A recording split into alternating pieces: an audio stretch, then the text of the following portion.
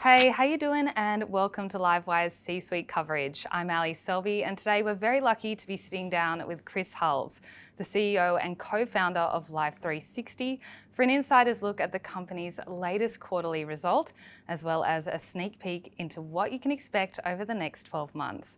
Thanks so much for joining us today, Chris. It's awesome to have you here in Australia. Thanks for having me. I think we should start with the elephant in the room, which is your recent stock sell down.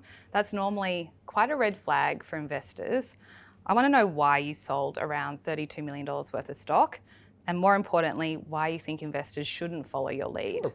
I've been very open about wanting to diversify. I've done that over time. I want to make decisions that are for the long term, which are sometimes higher risk, and having a diversified strategy is important to me. And a lot of the sale I did, I actually donated over a third to philanthropic projects.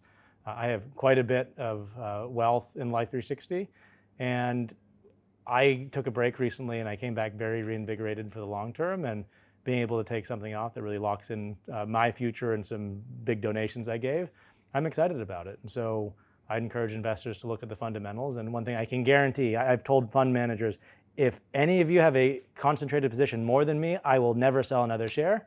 And that has never happened yet. Okay, let's talk about the result. Revenues increased 18% year on year to 92.9 million in the third quarter, but you've reduced your full year guidance by around 4 million. What's that $4 million hole? Sure, so we have a hardware line that we did a new release of our Tile devices. There were some logistical challenges in Q3 that we had to work through, but our core subscription numbers are actually a record. So the core part of the business is doing very well, and that was a slight pullback. And we also did upgrade earnings because it was the lower margin part of the more lead gen to subscription on Tile that went down. Okay, revenues were about 5 million short of analyst expectations for the quarter. What do you think went wrong? Was it that Tile? Really, it was just the Tile piece. Yeah. I mean, we had record net sub ads, record MAU additions, 50% year over year MAU growth. So internally, we think it was actually the best quarter in the company's history. Okay, I want to talk about opportunity and risk now. At the recent update, you said advertising revenues would take time to ramp up. Why is that, given you have quite a large customer base? You normally just don't turn things on. You can put banners in the app, which we've done, but what we're really trying to do is a real-time marketplace where we can use our location data to serve products to people in Life360, outside of Life360. I can get very deep and technical, but if you think about the pipes that you have to segment 77 million users, where they are in real time, make that accessible to other people, build product experiences that can leverage that so it's not just an ad, that's quite hard. One example, we launched our first deep partnership with a major third party, was Uber. So when you land at an airport, you say, hey Chris, welcome to Sydney, do you want an Uber? That doesn't just get turned on automatically. You have to send that push, integrate with their back end. They have to serve up the ad, understand that they're an Uber customer. We have to open up the screen to a specific point and build a full flow.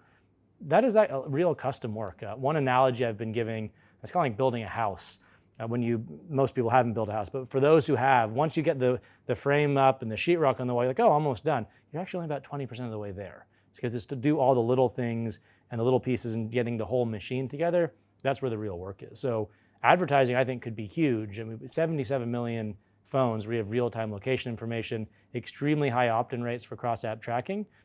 I'm very, very bullish on it, but it's going to take a few years to really dial it in. And when we went and interviewed other CEOs and companies that went from non-advertising to advertising businesses, the very common response, or universal, sounds like, wow, you are on a gold mine here, but be humble around how much time it will take. Okay, how big do you think that gold mine actually is? Do you have like a goal that you want to hit in a time frame? I would like it to rival our subscription business eventually. And that will include things like lead gen. It won't be just banner ads, but when I think about indirect monetization, taking the data and the signals we have, I think that can be equivalent to subscription. That's going to be a very long journey to make that equivalent. Next year, we're definitely going to see a ramp up, a very significant ramp up, and then I think we'll figure out what is the thing that's really working, and we'll double down on that. Okay, do you have any number expectations in terms of next year? We have not given guidance for advertising for next year. We have a lot happening in Q4. We hired a very seasoned VP who was at Google running ads for 15 years. He's working on his strategy right now, and we hope to bring some visibility to the market when we do our full year earnings in February. Okay, what is your current customer retention rate from freemium to paid? Is it accelerating, constant, or slowing? Sure, so if I back up a little bit, we look at how free users stay on the system and then paid users. when our free users come on the system, they actually stay indefinitely. When we look at our cohorts, we can take people who signed up 10 years ago, just as many as are on the platform now as literally 10 years ago.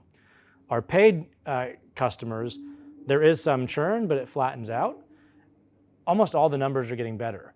While we've been dramatically increasing top of funnel, churn's actually been consistent, which really bucks the industry trends of you get bigger and you access lower quality users. We've been able to maintain that because the product is evolving year over year, getting better and better. People are becoming more aware of what we do. And just one example, we have roadside assistance in the product, very similar to NRMA here in Australia. People used to say, why would I sign up for Life360? I already have NRMA. And we'd point out like, hey, we're a fraction the cost for a better product. What we're hearing now, it's more US, we have AAA, very similar. Why would I keep my AAA subscription when I can have Life360? So I think that we're just catching on and people are seeing us as more than an app and a brand that they really trust. Okay, do you have a figure though in terms of like how many customers are converting? Sure, of US MAU, depending on how you count, it's about 12% are paying us. Okay, and that figure is growing? It's down a little because we did a big price increase. So it's going up, we did a price increase, which obviously increased the price, you get people going off, but now we think it's gonna start taking back up. And our long-term target is 30%. Wow, okay. Are you worried at all about Apple launching its own GPS tracking products? Is Apple a risk to you? Apple is a fair concern in the long term. Historically, they've actually been helping us. And that might sound like a bit of corporate speak, but one of the biggest challenges we had in our early days was people were uncomfortable with sharing location. They weren't even aware that this type of product existed. When Apple launched Find My, which is we were already around for 6 years, we dramatically accelerated downloads. And we're actually correlated to higher penetration where iOS is more prevalent. And that's because Apple pretty objectively has a very generic utility product. They don't go deep on almost anything. If you just go ask people, do you have Gmail or Apple Mail? Almost everyone has Gmail. Google Maps or Apple Maps? Google Maps. Spotify or Apple Music? Spotify. Apple is usually not a vertical leader for people who want the best of something in class. So we are very, very focused on families, whereas Apple is trying to be all things to all people. Apple could, in theory, go more our way. They actually have, but in the numbers that's showing we are doing better in iOS-heavy regions, you take Europe, where Android's much more dominant, we actually have lower penetration. So when we think about the future, though, we can't rest on our laurels. We want to stay very focused on our audience. We want to stay very focused on safety. And we want to be focused on our cross-platform use cases, because even right now, more than half our paying customers are either all on Android phones or cross-platform phones. So, and those are obviously people that Apple can't reach.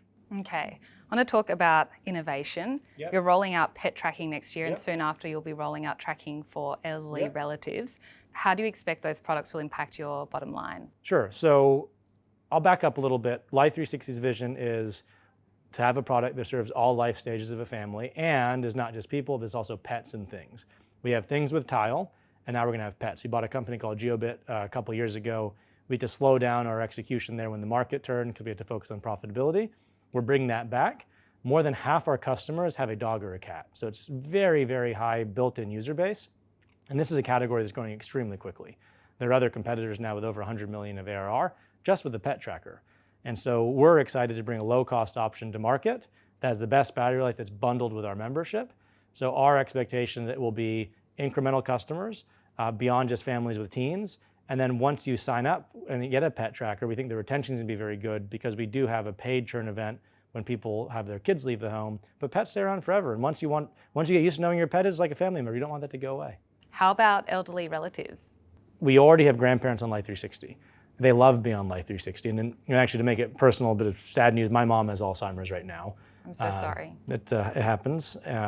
She loved being on Life360. She's in the earlier stages of the process. She's aware of what's going on. For us to have an add-on in Life360 is very easy because she's already a customer. So we have such a huge competitive advantage of all these people who have used Life360 with their broader families. They already have their mom and dad on the platform. Imagine the edge we have when those seniors need care. So we're going to come in with software. Our call center will be trained to help seniors in need. Plus we'll have hardware that will vary depending on how severe the condition is of whatever the elder might have. So if you're just aging and you're maybe a bit frail, we'll have an SOS button you can just wear that you can take it on, off very easy, all the way up to a dedicated device that you can't remove for someone like an Alzheimer's patient who might wander. And I think that'll give us a ton of peace of mind to people who worry about that. I mean, something I do is my mom has Life 360, but when she goes out of the house, she forgets her phone sometimes. So I actually have cameras and a doorbell. I make sure she got home at night through the doorbell. I just wish I had the device that were integrated into the app that would just tell me if I had anything to worry about. When do you think that will launch? That will be 2026. Okay, that's very exciting. You've obviously already expanded globally and you've had quite a lot of success, although penetration still dwarfs that in the US. How big is the global opportunity for Life 360 and in which country or region do you see the most growth? So right now we're growing quickest in the Anglosphere and Europe because that's where we've put a lot of focus lately. We have all the US feature set in the UK, Australia, New Zealand, and Canada. UK, we're up to like almost 10% penetration of all phones. So it's all growing quickly. When you look at our overall TAM, we can use the US as a proxy, and because I think the core use case is truly cross-border, cross-class, cross-culture. We have states in the US that have 29% penetration, not within families of all phones. So we have huge headroom, and those states are not slowing down. So I realize I'm a biased, ambitious founder, but I think location sharing is going to be one of those 90+% penetration use cases, and it's really a question of how much can we capture of that. And I think as we build out different products for these different life stages, we can be the biggest one in the world, even bigger than Apple, because almost everyone's in a family. We don't think of family as husband, wife, 2 kids, and a dog. We think about it in all its forms. People who don't have kids yet, couples who might have empty nesters or are empty nesters, people with aging parents. Like everyone has a family they're close to, and it's very different than a generic platform like Find My, where you might do it with a friend or two. I feel like tracking is a relatively new category. I feel like no one was talking about it 10 years ago. What gives you the conviction that it can be, I guess, this massive category globally, particularly given, I guess, there are some privacy concerns? First off, we look at the numbers. We have 29% penetration in our highest state. That is mass market. If we had 29% of the global population, we are massive. So I think that's there. The other thing is, I don't know, I want to be careful about saying absolute terms, but I essentially know nobody who has used a location sharing app and stopped sharing location. Almost everyone who uses a product like ours uses it, they say, I get it. It actually isn't creepy if it's used appropriately. I'm not sure if you use location sharing, but once people get into it, it's really not that big of a deal. And one thing, you're a little younger than me, but anyone under, say, 40 will remember when cell phones were starting to become mainstream. It was a very similar thing. Like, you're gonna have a cell phone? Like, isn't that invasive? Someone can call you all the time. How many people don't have cell phones now? And not even just cell phones, they want smartphones. So when something is more convenient and provides utility, even if there are some potential downsides, technology stays. It's very, very rare for big trends to go backwards. Okay, scooting over to some other questions now. I want to know why you chose to initially list in Australia. I feel like it's quite unusual for like a US company with US management and mostly US customers to choose the ASX as its public listing destination. Did you try to list in the US initially? No, we were definitely too small to list then. So it was a combination of one, weird coincidences. One of our early investors, James Singh, he now runs Carthona Capital, an amazing VC for anyone who's raising money in Sydney. He was just an angel investor in us, and we became very close. And I was actually here on vacation and met the leadership of the exchange, and they were doing the pitch of, come here, you get the benefits of being public at an earlier stage. And we were never a Silicon Valley darling. We did have some very good top-tier investors. We like Bessemer and DCM and Founders Fund, but we were never really hyped. So when we were looking at our Series D, the terms were very similar on the private markets as the public markets here. And I like the idea of being public where you have one class of shares, there's none of this weird structure where you might get a huge headline valuation, but investors get paid out before you. And I am a downside-focused person. Maybe it makes sense that I do have a safety product. And so I didn't grow up with a lot of money, and the idea that you could maybe get this big valuation, but then you're really, really doubling down on this gamble that everything is going to go well, that's very intimidating to me. And I like the idea of maybe it's not as well-trodden or normal path, but we can be a public company and get those benefits. And yes, it was strange, but it really worked out. Maybe ironically, maybe not. We didn't need that insurance policy because we did so well, but even to the point of my share sale, I am someone who likes to diversify. I like being able to sleep well at night, and I think part of how I run the company, if you look at it, we were never one of those companies that went, okay, we only have 6 months of money left for spend. We were always very prudent. And I think that was another example of that, even if it's a little bit weird. And I feel very vindicated because when we had this downturn in 2022, and my heart goes out to some of these founders and employees, like if you were at a company that had one of these buzzy valuations with a big name VC, but they had this structure on top of you, and you didn't stick with the company, you could have a company sell for like $500 million and get zero, because it all went to the investors. And that doesn't mean the investors are devious. It's you pick the capital structure that works for you, and it's sort of a live by the sword, die by the sword. And when you're public, I think it narrows the range of outcomes, in that you don't really have the flexibility to just, if we announce tomorrow that we're going to spend all our money in 6 months and hope we raise more, we would get crushed. But here, you're rewarded for good, prudent financial management, and that's worked out quite well. Okay, last question for today.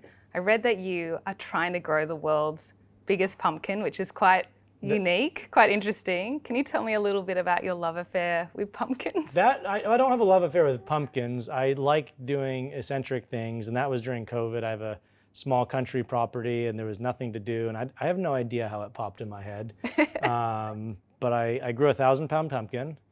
I got 13th place at the Super Bowl of pumpkins. I didn't win. I did win $200 after spending a couple $1,000. Oh, no.